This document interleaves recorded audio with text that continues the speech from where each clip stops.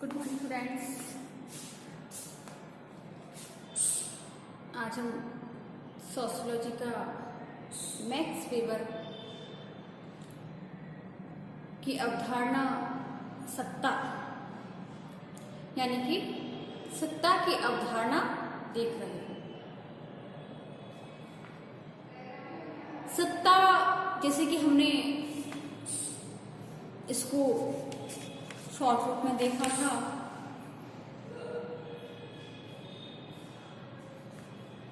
कि शक्ति का रूप जब संस्थात्मक हो जाता है तो वह सत्ता कहलाती है या सत्ता एक संस्थात्मक शक्ति है।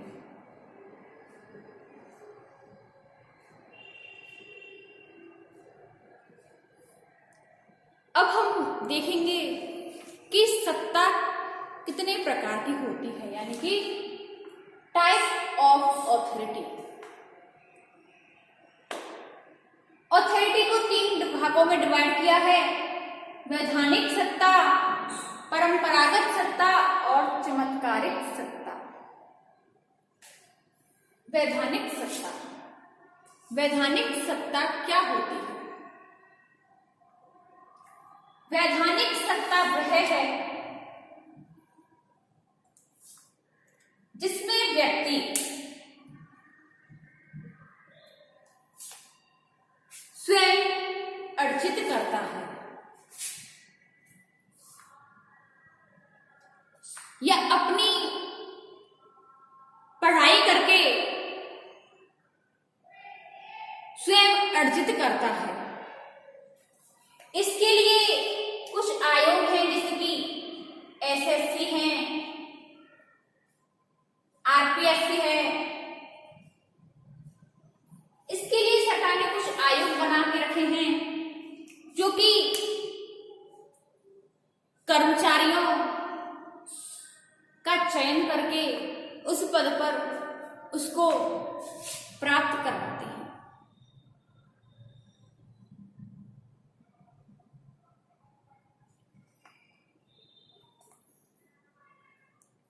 वैधानिक सत्ता में कानून के द्वारा एक विशेष पद को धारण करने का अधिकार दिया जाता है।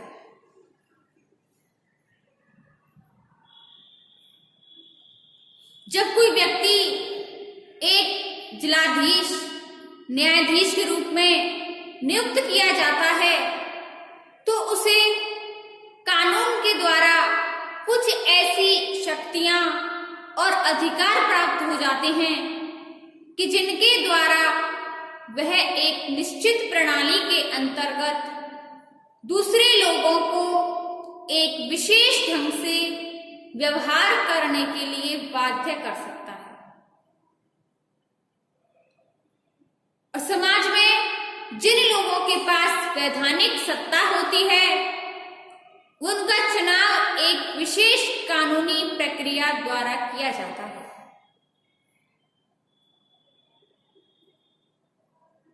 वैधानिक सत्ता किसी व्यक्ति की निजी प्रतिष्ठा या इच्छा से संबंधित नहीं होती, बल्कि व्यक्ति को कानून के द्वारा जो अधिकार दिए जाते हैं उन्हीं के अंदर उसे रहते हुए उस सत्ता का उपयोग कर सकता है। यानी कि वैधानिक सत्ता व्यक्ति को निजी लाभ के लिए या अपनी सत्ता का उपयोग करने की अनुमति नहीं होती है। ऐसी सत्ता के उपयोग को पक्षपात रहित बनाए रखने के लिए इससे संबंधित अधिकारी से यह आशा की जाती है कि वह अधिकारों का उपयोग करने से संबंधित संपूर्ण कार्यवाही को लिखित रूप में पूरा करेगा।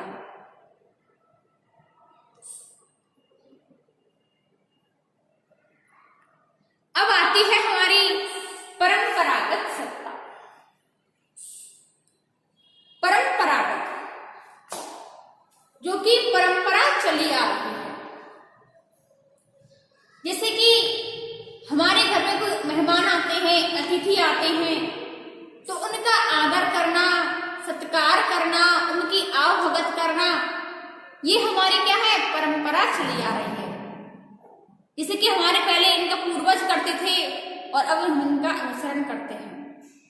जैसे कि हमसे कोई प्रश्न करेगा कि आप ऐसा क्यों करते हैं, आप आदर क्यों करते हैं, तो हमारा इसका आंसर क्या होगा, क्योंकि ये हमारी परंपरा चली आ रही है, हमारे बड़े बुजुर्ग ऐसा करते थे, आदर सत्कार करते थे, तो हम भी ऐसा कर रहे हैं। तो ये क्या है, हमारी एक परंपरागत, ये है हमारी एक परंपरा।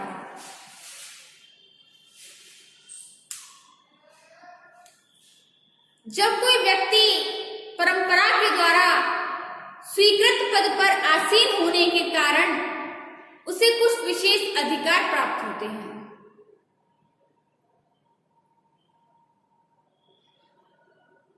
जो विशिष्ट गुणों की परंपरा के विश्वास पर आधारित होते हैं, जिसे लंबे समय से लोगों द्वारा स्वीकार किया जाता है, वह परंपरागत सत्ता होती है। परंपरागत सत्ता पैतृक या आनुवंशिक होती है।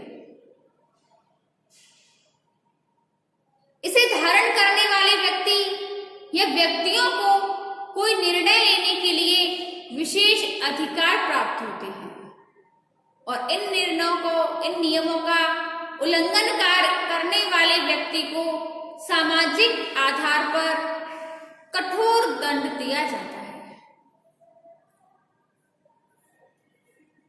जो व्यक्ति परंपरागत सत्ता के आदेशों के अनुसार कार्य करते हैं, वे उनकी प्रजा की तरह होते हैं।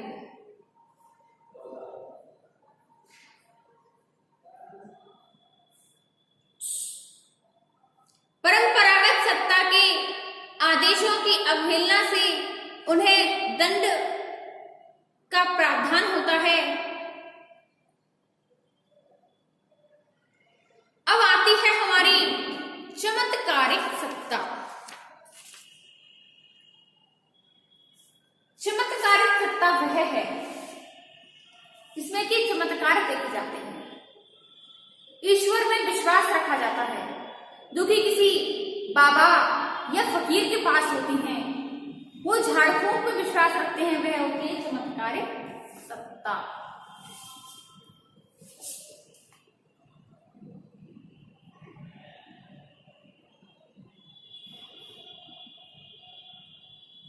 ऐसी सत्ता ना तो वैधानिक होती है और ना ही परंपरागत होती है।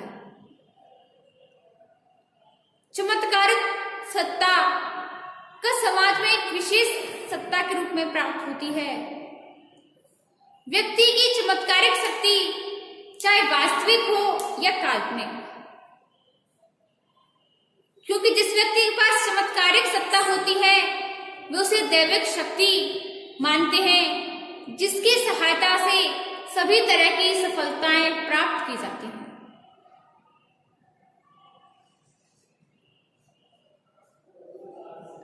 चमत्कारिक कार्यों के कारण लोगों को आदेश देने की वैधानिक शक्ति प्राप्त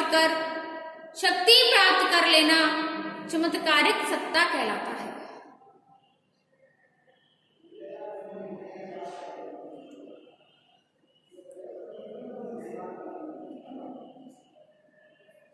तो स्टूडेंट्स, आज हमने सत्ता के प्रकार देखे। ये मैक्स वीवर की सत्ता की अवधारणा बहुत महत्वपूर्ण अवधारणा रही है। अब इससे आगे हम देखेंगे अपनी नेक्स्ट वीडियो में। धन्यवाद।